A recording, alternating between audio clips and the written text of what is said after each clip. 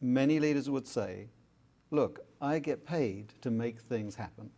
And the way to make things happen is to be directive, to be in control, to make decisions, and to move the organization forward. Looking at the organization through the eye of complexity, what does a leader do in that case to make things happen? Well, I would say in response to that, to be really honest, that it's the wrong paradigm. Leaders don't make things happen. Leaders see that things happen. The role of the leader is to see the right things happen. Well, some of the right things need to happen in places other than where the leader is, need to be driven by people other than the leader. Mm-hmm. And sometimes the leader doesn't have the capacity in their own role to see what needs to happen, but the leader still needs to make sure that something happens.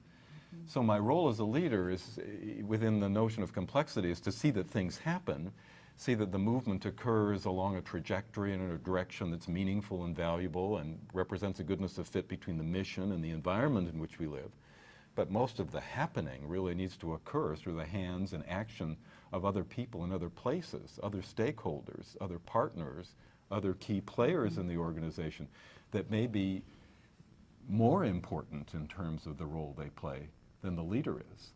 And the other thing is that when you say the leader directs, you narrow the notion to the belief about what Kathy was saying with regard to capacity. You know, in complexity, capacity isn't as important as availability because you don't have a capacity for everything. But are you available to what needs to happen? Do you know how to gather the right capacity from the stakeholders? Do you know how to set the table correctly so that the table represents the diversity of stakeholders necessary to the decision or issue that they're making? And that becomes the role of the leader. So instead of director, are you a good gatherer? And do you have capacity for visioning? Mm-hmm. Can you think about giving up the past or giving up the way we do things and envisioning something completely different and better? I mean, and that's part of that thinking process as to how do you really take in all of the available things that are out there for us in healthcare.